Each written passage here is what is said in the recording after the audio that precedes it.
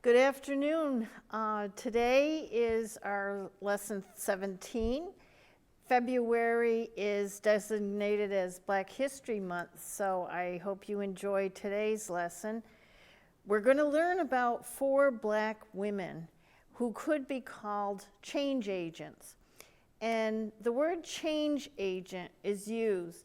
It means someone did something that influenced others, one individual, and it only takes one person. They were the reason why things happened. They were the first to do something, and or are the person who clarifies events all around them. They have a clear vision of what's happening and what it means.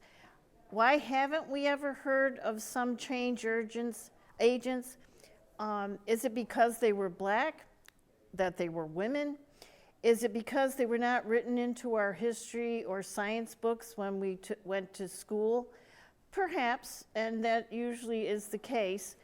White literature is usually written by white people. I remember a professor saying, you were given history, but not herstory. So even any minorities sometimes are not involved in the major events that actually took place.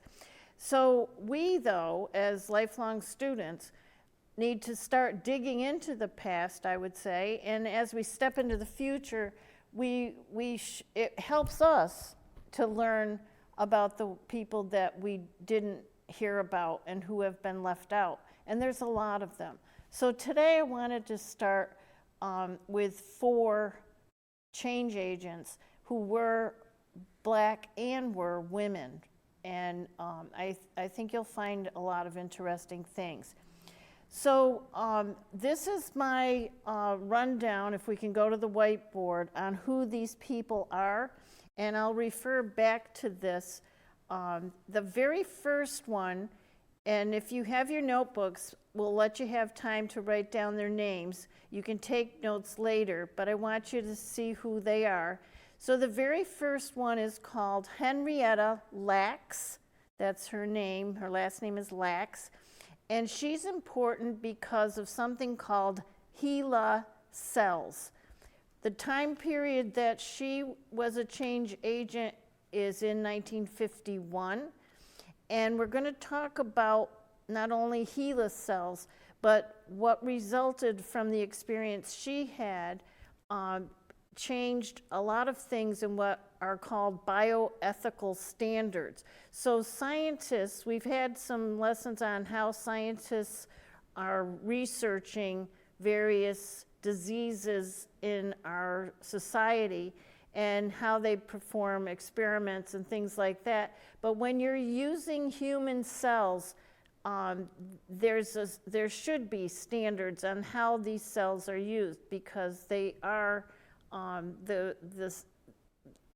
they hold our DNA. They're human cells. The next person is Katherine Johnson. You may not have heard of her either unless you saw the movie Hidden Figures. So Hidden Figures shows these women who were mathematicians at NASA during the 60s. Her first contribution as a change agent was in 1961 when she worked on the Mercury spaceship that Alan B. Shepard Jr.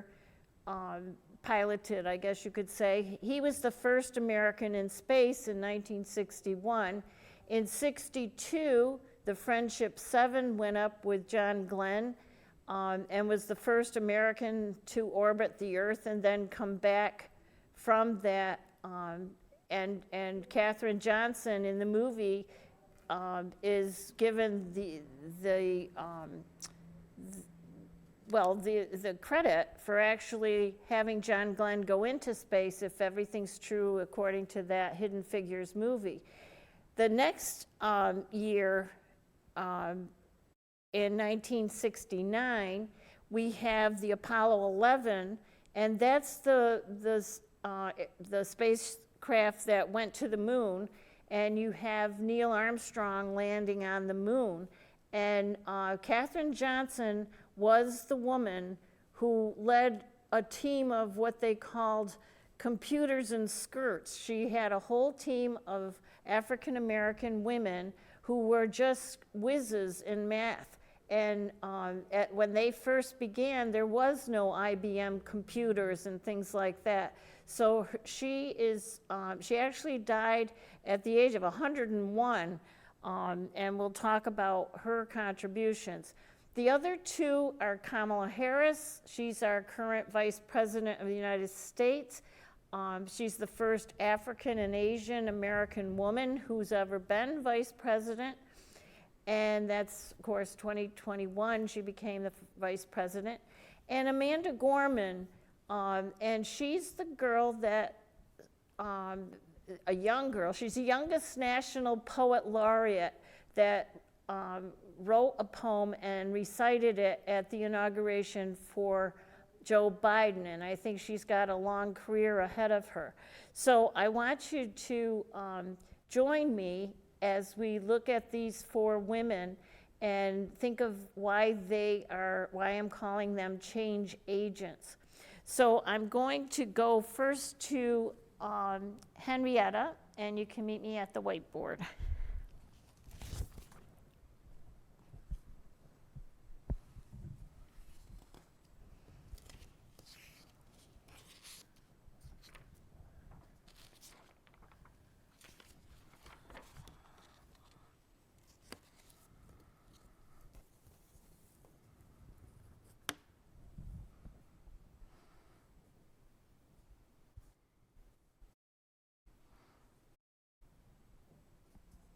Okay, so this is Henrietta Lacks. She was a 31-year-old mother of 5 children, and she is at the center of an amazing discovery that occurred in science. She was born in Roanoke, Virginia on August 1st, 1920, and she just, first of all, let me show you. You've got to read the book, or there is actually a movie that was on HBO, but this book was written by a woman named Rebecca Skloot, and Oprah she already did get involved, and she had a movie made of her life because it's such a remarkable story. But this woman who, as I say, she was born in 1920. By the time 1951 rolled around, she had been married to her cousin, David, nicknamed Day Lacks, and had 4 children. And around about that time, she complained that she had like a stone in her belly. It hurt. It was like a stone in her belly. And some of her close friends said, well, you're probably pregnant again, this sort of thing, because she already had 4 children. But what was very sad to find out is when she gave birth to that child, because she was pregnant, she hemorrhaged, and they knew something was really wrong. So they started doing tests on her, and they found that, yes, she did in fact have cancer. She went to Johns Hopkins for the testing and whatnot, and as with any cancer diagnosis, or when you're looking for cancer, there were tissues and cells taken from her that were then sent to a research laboratory at Johns Hopkins. A Dr. Gay, Gey, was in charge of looking to see if they were cancer cells, and yes, in fact, they were. The saddest thing about Henrietta Lacks is during 1951, she was put into the hospital because she was really sick on February 8th, and by October of that year, she died from this aggressive cancer that took over her body.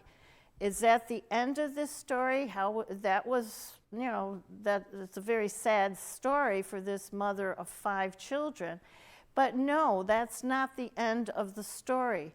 The cells that were taken from this woman were then in that research lab under the control of this Dr. Gay, and he found that the cells, yes, were very aggressive cancer cells, but he termed them as being almost immortal. No matter what he did to those cells, they kept replicating.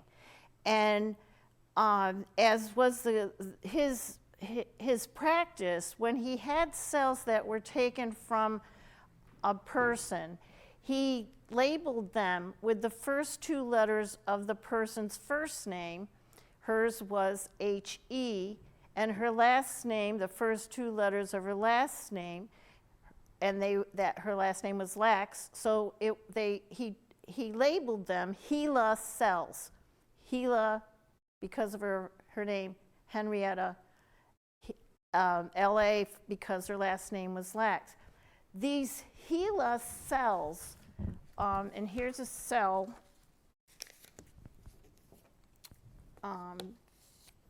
that represents these Gila cells. His assistants in his laboratory had never seen a cell like this. No matter, they would divide on their own.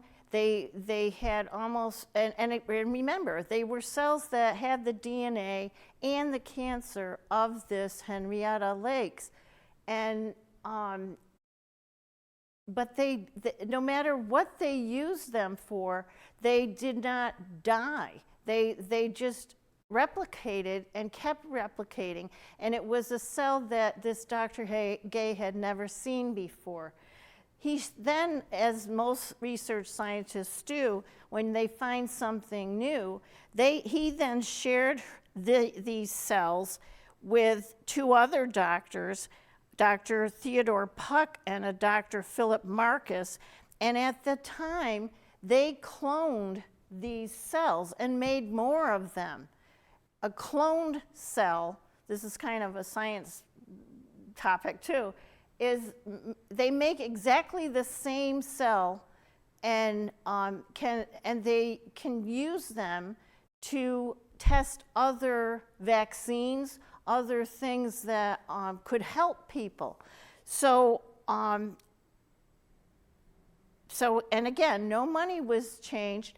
And in 1952, Johns Hopkins actually gives the cells to Jonas Salk. You may have heard of him because he's the doctor scientist that found a vaccine for polio. And he used Gila cells to experiment on them. If you think about why this is important, think about everything that's being done even now. And in fact, the coronavirus vaccines were first tested on Gila cells. That's when my jaw dropped. I was fascinated by the idea that these cells, 1952, when this woman died, in 2022, her cells are found in every research lab in the world because scientists have shared this remarkable cell, and they do experiments on it and try to understand how it defends itself from almost every disease. But and before we go any further, The vaccines that have been created are not made of these cells. They were used for the research on coronavirus, but they inject coronavirus into these cells and see how it defends itself, and then they use that information to make a vaccine that does not have this cell in it. But it all sounds remarkable, right?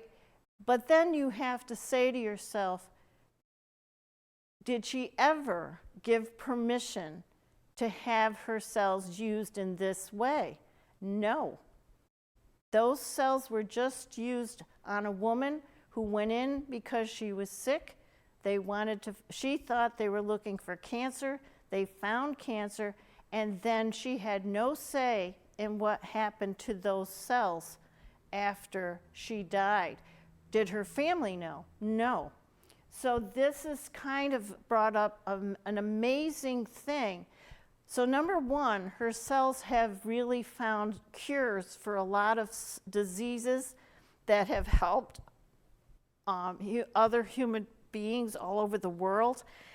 But the other piece to this story is that her family, when they found out about it some 20 years later, started to question. And not only did her family not know about it, but they actually were asked by research scientists if they would be able to donate some of their cells so they could see if they, in fact, had the same type of immunity to certain diseases that their mother did, not knowing what they're going to do with the information.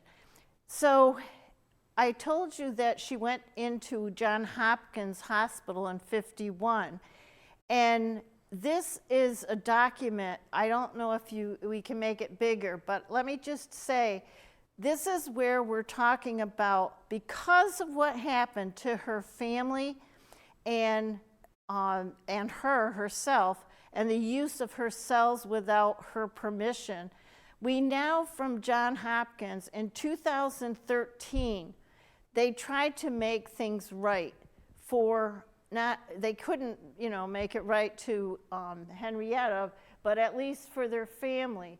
They've come up with bioethical standards, and these are some of the things that are in a document that they now, everyone who goes in for any kind of a test, thank you, they just made it bigger, thank you very much. So in the 1950s, the idea of informed consent, there was no established practice for informing or obtaining consent from cell or tissue donors. Now, because as of 2013, Johns Hopkins and other medical research centers maintain strict patient consent processes for those who donate tissue and cellular materials for research. So they have to have informed consent. They have to have your permission to use anything that is a human cell or a tissue from a person.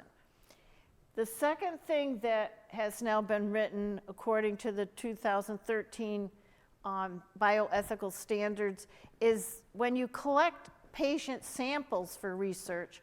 In 1950, it was common practice that Johns Hopkins could collect tissue samples from cervical cancer patients regardless of race or socioeconomic status.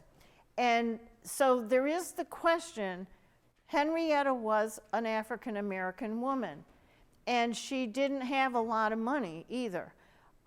So is it that they just felt they could do this because she was African American? There are other studies that were done to other African Americans at the time that just the scientists felt they could because the people were not white, the patients. So now, however, it says that today, any requests for samples for research purposes fall under regulatory and legal standards and the oversight of the Institutional Review Board. And it says it's standard practice to have an IRB exam every research study in volume human participants before it's approved. So even now with coronavirus and things, the people that went in for studies, they talk about tests and things before the vaccine could be approved. They have got to have all kind of information, and even yourself, if you notice, if you've ever gone into a doctor where you're going to have a procedure, they do tell you and you have the right to sign after they explain what the concern could be, or what the danger is, that it's part of that, using patient cells for research. There's also a standard medical research, I skipped one, using patient cells. No, I already did that one. I need to go down. Yes, thank you. For using patient cells for research, there was no local or national regulations on it. Medical records, patients had no right to see or even get a copy of their medical records in 1950. There were no state or federal laws that prohibited the sharing of medical record information in connection with research. So scientists could see why you were in the hospital, but patients had no rights to get that information themselves. And then there's the question of segregation. In 1950, very few leading hospitals treated African American patients. Johns Hopkins Hospital was an exception at the time, and luckily that's where Henrietta went, providing the same quality of care to both black and white patients. However, black patients were treated in segregated wards at the time and of Henrietta, and for many years thereafter. So segregation, usually, if you talk about segregation with education, a lot of schools were segregated and didn't get the best teachers, didn't get the best books and curriculum. I don't doubt that in 1950 that was also the case with segregated wards, even at Johns Hopkins. So those things changed because of what happened to Henrietta Lacks and her family, as far as not getting permission to use her cells. But now, as I say, her cells have been shared throughout the world.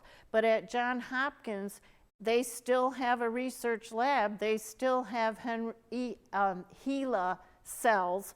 And they now have a committee that if another scientist wants to use these cells, there actually are two family members that are members of Henrietta Lacks that are on the committee, and they can decide whether the cells will be shared or not. So there's a little more regulation for the family. So that's Henrietta Lacks. Very interesting case about a woman who, after she died, her cells are still being used to help other people. So let me go to the second person that we have. I'm sorry, I just wanted to tell you one more thing about her HeLa cells, kind of an interesting thing. So HeLa cells have been used in research. As I said, they were used to actually develop the vaccines that we're now seeing come out for coronavirus. Basic research, they're used to show students who are doctors and nurses and things on how cells divide and replicate, things like that. There are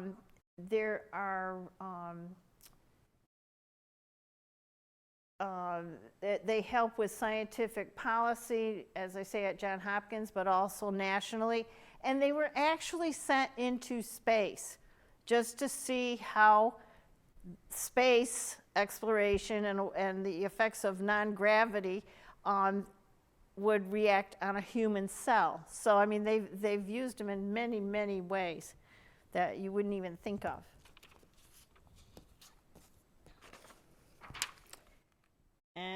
one. That this one is just talking about the coronavirus and how they've been using that with HeLa cells to see how it would work.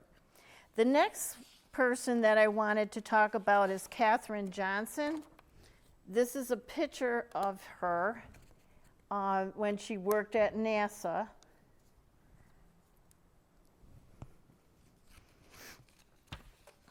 And as I say, she, let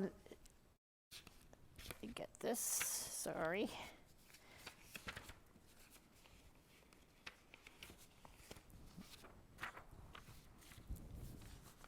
And she was a mathematician long before computers were used. And what is said about her is that she was at NASA for 33 years. And she used a slide rule. It says that wielding little more than a pencil, a slide rule, and one of the finest mathematical minds in the country, Mrs. Johnson died at 101 on Monday, July 9th, 2020. So she just passed away last year at a retirement home in Virginia. She was the one who could calculate, just with her pencil, paper, and her slide rule, the trajectories that would let Apollo land on the moon and then return. Think about that. In the movie Hidden Figures, she's the one that, even though they install an IBM computer, at the very end, they have to think about where is John Glenn going to land when he comes back from orbiting the Earth. And there was a discrepancy in the movie, and I'm thinking, I like to believe it's true. He said, when there was a discrepancy between what she said the right longitude and latitude to land would be, he said, I want you to get the girl. And she figured it out again with her slide rule and pencil and told him, this is the exact location that you want to aim for. And luckily, when the systems went down, he was able to set his own landing site with the Friendship 7 capsule and come in. Anything off the actual right pitch to come back in, he could have burned up coming back into our atmosphere if he didn't come down at a slant that she actually calculated. So John Glenn had great respect and believed in her calculations over the IBM machine. Another woman who was African American, and it's a great movie. You gotta watch it. It's really exciting. She also, again, was with as I said, the Apollo 11 when they went to the moon. So I'm trying to see what, I believe it was 1961 I had on the other sheet. So 1961 is when Alan Shepard went up and then came back, okay. He was the first man up in space. Then you have John Glenn doing the first orbit around the Earth, and then by 69 you've got Neil Armstrong landing on the moon. And she was a mathematician that was able to help out at NASA. In the movie, it really portrays a very upsetting part of our history, though, because this is, again, a segregated place.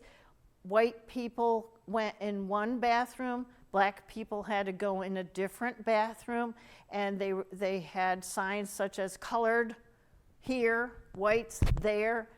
It's hard to imagine a woman that was this intelligent as a mathematician being told she couldn't use the bathroom in a certain place because she was black.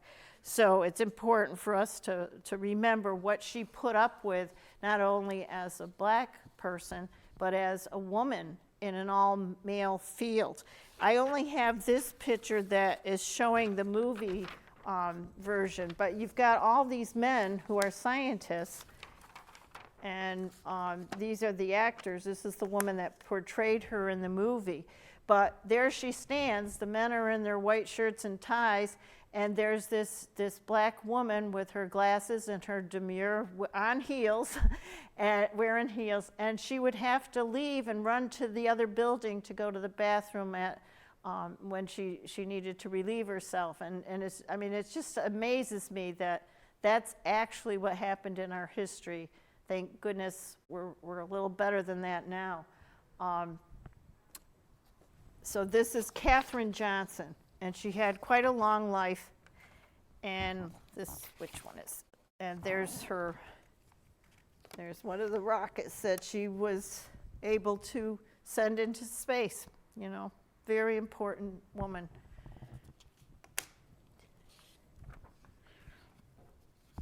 The next, and good in algebra, geometry, things that at a certain time people didn't think women were capable of mathematics. Kind of an interesting thought. So the third black woman that I want to really point out is Kamala Harris. And the thing that comes to mind is how this woman, she ran for president and she dropped out. And we did end up having Biden nominated to be the Democratic Party person that was going to run in the election. She was born in California, Oakland, California, and her parents actually had emigrated to the United States from India and Jamaica. So she's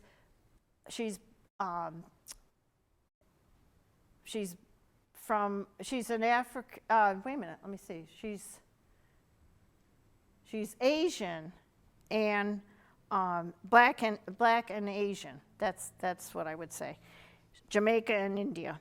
She graduated from Howard University and she became a lawyer. This is a picture of her mother.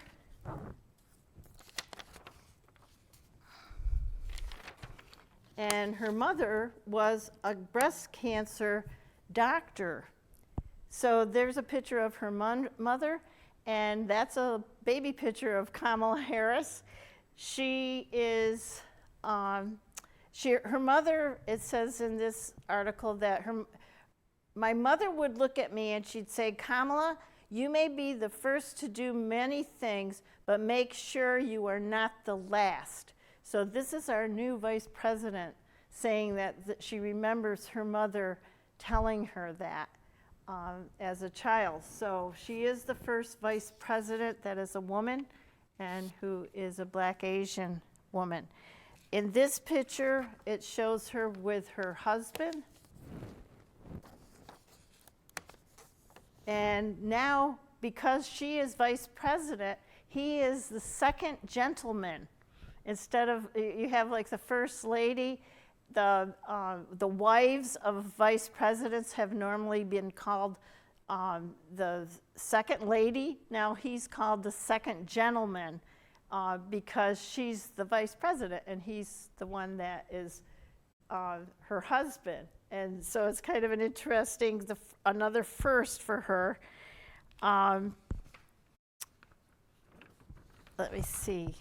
Some of the things that she has actually said, though, as a lawyer and as a person in her life, she, when she was sworn into the Senate, she had been Senator Harris before she was elected. She was elected along with Biden as the vice president. In 2017, when she was sworn in, she was speaking in her first speech about immigration and the immigrants and refugees who were then under attack.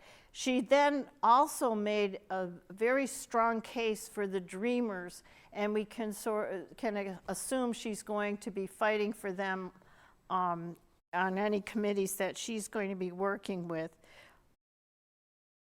So I'm hoping for really nice things from her. But again, she's a first woman vice president. Now the last person that I want to talk about is a very young girl, but she really, really made an amazing performance, I would say, with her poem at the inauguration. And her name is Amanda Gorman. Let me get her picture. And this is what, if you watch the inauguration, this is Amanda. And she is the National Youth Poet Laureate. And she was asked, she's done other commissioned poems for different people. That means that people liked the way she wrote poetry, and they've asked her to present a poem at a special occasion. Let me show you this one on the back. It's a bigger picture. Since the inauguration, with the poem that she herself wrote, she has been offered to also appear at the halftime, I believe, at the Super Bowl. So that's kind of a distinction.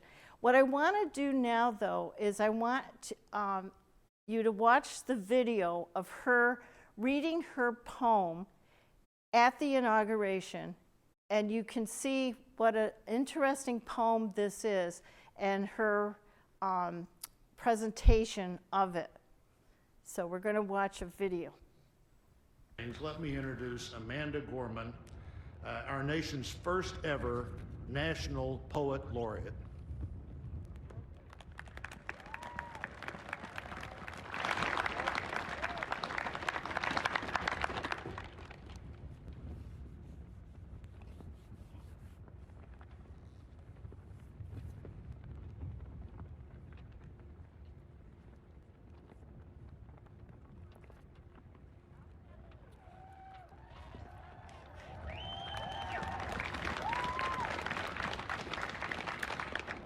Mr. President, Dr. Biden, Madam Vice President, Mr. Emhoff, Americans, and the world.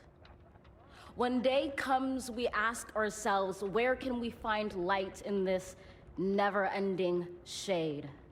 The loss we carry, a sea we must wade. We've braved the belly of the beast. We've learned that quiet isn't always peace, and the norms and notions of what just isn't always just is.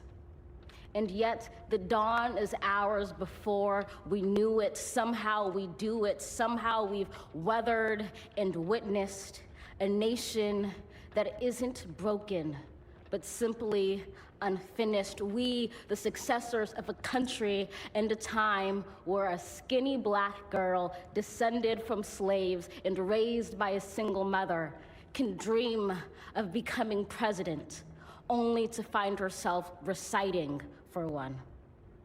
And yes, we are far from polished, far from pristine, but that doesn't mean we are striving to form a union that is perfect.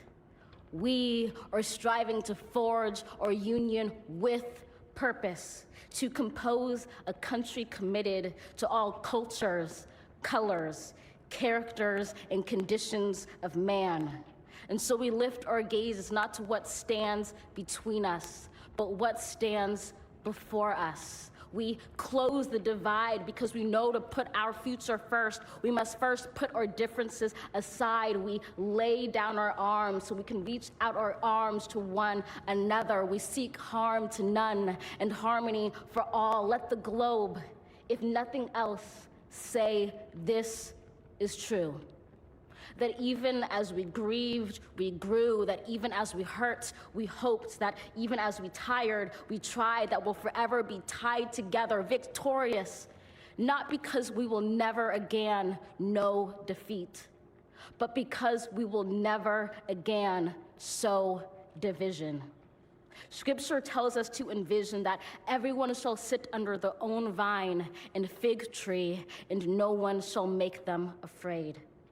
If we're to live up to our own time, then victory won't lie in the blade, but in all the bridges we've made. That is the promised glade, the hill we climb if only we dare it, because being American is more than a pride we inherit. It's the past we step into and how we repair it.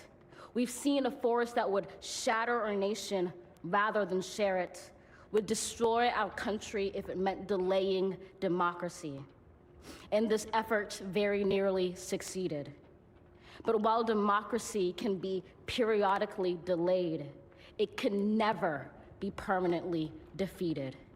In this truth, in this faith we trust, for while we have our eyes on the future, history has its eyes on us. This is the era of just redemption. We feared it at its inception. We did not feel prepared to be the heirs of such a terrifying hour, but within it we found the power to author a new chapter, to offer hope and laughter to ourselves. So, while once we asked, how could we possibly prevail over catastrophe?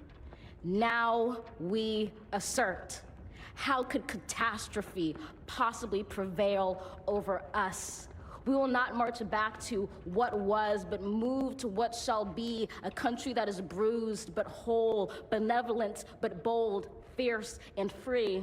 We will not be turned around or interrupted by intimidation, because we know our inaction and inertia will be the inheritance of the next generation. Our blunders become their burdens, but one thing is certain. If we merge mercy with might and might with right, then love becomes our legacy and change our children's birthright. So let us leave behind a country better than the one we were left. With every breath from my bronze-pounded chest, we will raise this wounded world into a wondrous one. We will rise from the gold-limbed hills of the west. We will rise from the wind-swept northeast, where our forefathers first realized revolution. We will rise from the lake-rimmed cities of the Midwestern states. We will rise from the sun-baked south. We will rebuild, reconcile, and recover in every known nook of our nation, in every corner called our country. Our people, diverse and beautiful, will emerge battered and beautiful. When day comes, we step out of the shade, aflame and unafraid. The new dawn blooms as we free it. For there is always light, if only we're brave enough to see it, if only we're brave enough to be it. Wow. How's that for a national debut? Most of us will remember where we were when we heard Joe Biden take the oath of office, give his inaugural address. We will all remember when we heard Amanda Gorman speak to the world as America's first National Youth Poet Laureate. Yeah, the poem just really, it hit. And I think I've mentioned, I already ordered the book that it's going to be published, and it's coming out in September, but there is another version I just saw that is just this poem. So I want to tell you a little bit about the poem, and then I'll close with why I think these four women are so important. The name of the poem that she wrote is called The Hill We Climb. And it said that, and I'm going to read this to you because it gives some excerpts in the way she writes.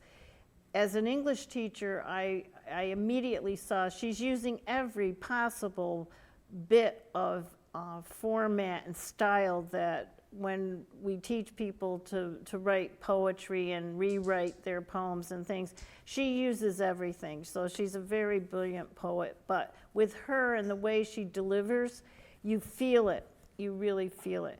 So it says here, the poet Amanda Gorman was struggling to finish is a new work titled The Hill We Climb. She was feeling exhausted, and she worried she wasn't up to the monumental task she faced. Composing a poem about national unity to recite at President-elect Joseph R. Biden Jr.'s inauguration. I had this huge thing, probably one of the most important things I'll ever do in my career, she said in an interview. It was like, if I try to climb this mountain all at once, I'm just going to pass out. Gorman managed to write a few lines a day and was about halfway through the poem on January 6th when pro-Trump rioters stormed into the halls of Congress, some bearing weapons and Confederate flags.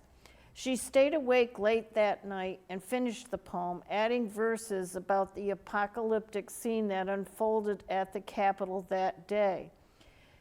And this is part of her poem. We've seen a force that would shatter our nation rather than share it, would destroy our country if it meant delaying democracy. And this effort very nearly succeeded. But while democracy can be periodically delayed, it can never be permanently defeated. At 22, Gorman is the youngest inaugural poet ever in the United States. She joins a small group of poets who have been recruited to help mark a presidential inauguration. Among them were Robert Frost, Maya Angelou, Miller Williams, Elizabeth Alexander, and Richard Blanco. But none of her predecessors faced the challenge that Gorman did. She set out to write a poem that would inspire hope and foster a sense of collective purpose at the moment when Americans were reeling from a deadly pandemic, political violence, and partisan division. In my poem, I'm not going to in any way gloss over what we've seen over the past few weeks, and I dare say in the past few years. But what I really aspire to do in the poem is to be able to use my words to envision a way in which our country can still come together and can still heal. It's doing that in a way that is not erasing or neglecting the harsh truths I think America needs to reconcile with. When she recited The Hill We Climb in front of the Capitol in the bright sunlight, her voice animated and full of emotion, Gorman described her background as a skinny black girl descended from slaves and raised by a single mother, who can dream of being president one day, only to find herself reciting for one. She spoke about the weight of loss that the country has endured and verses that reflected the fragile state of the country. Here's a little more from her poem. When day comes, we ask ourselves, where can we find light in this never-ending shade? The loss we carry, a sea we must wade. And yet the dawn is ours before we knew it. Somehow we do it. Somehow we've weathered and witnessed a nation that isn't broken, but simply unfinished. Gorman fell in love with poetry at a young age and distinguished herself quickly as a rising talent. Raised in Los Angeles, where her mother teaches middle school, she would write in journals at the playground. At 16, she was named the Youth Poet Laureate of Los Angeles. A few years later, when she was studying sociology at Harvard, she became the National Youth Poet Laureate, the first person to hold the position. In a year that's beginning with a major milestone, with her appearance at the inauguration, Gorman is set to reach a much larger audience. It goes on to talk about the different people that have inspired her. She watched a lot of the Lin-Manuel Hamilton, and you do hear some of that in her poem. But the line of her poem that I was struck with, and I still like, is when she said, "What just is, isn't always justice." And I like the way it sounds, and it's so true. What is doesn't have to remain. If you see something that's wrong and it's not just, we must find a way to bring justice into our world. So I'm going to just repeat the 4 women. Keep them in mind. I hope you found this interesting to find out more about these women. One starting in 1951. She herself was a victim, pretty much. If you do get the book, I think you will enjoy it. And again, it's called The Immortal Life of Henrietta Lacks. In our classes, one of my classes is reading this book. And again, I offer any of you out there, if you want to join us in our studies at Northern Berkshire Adult Education, you can give us a call at, and it's usually on the bottom, but let me say it, 662-5386, and talk to Bob Bouquet. He'll get you enrolled. But the idea is search for those people that you don't even know about, especially this month, where they've made great strides. Henrietta Lacks, her cells and what happened to her as a person, just kind of, you know, it was just not, she wasn't even considered. But now we need to realize what happened to this woman and never let this happen again to any person, any human being, without their consent, right? The second woman is Katherine Johnson. She was a mathematician. Don't let anybody tell you just because you're a girl that math and science are not your field. You may be another Katherine Johnson that can do great things in science. Kamala Harris is now the vice president, and she distinguished herself as a lawyer and prosecutor all through her career. But again, the first vice president, and like what her mother said, you're going to do there's going to be a lot of firsts in your life, but don't let those things be the last, you know. So keep striving to do good for others. And then finally, Amanda Gorman, who's very young, she's 22, but she's a great person with words and has a real clarity, and she's not going to sugarcoat anything that has happened to her and her family, and going forward, I'm sure of it. So you become your own person, your own change agent in this world. It only takes one person with courage and boldness to step forward and see where there's a need and fill it, and make things better, bring some justice to the world. So thanks again. I'll see you next week.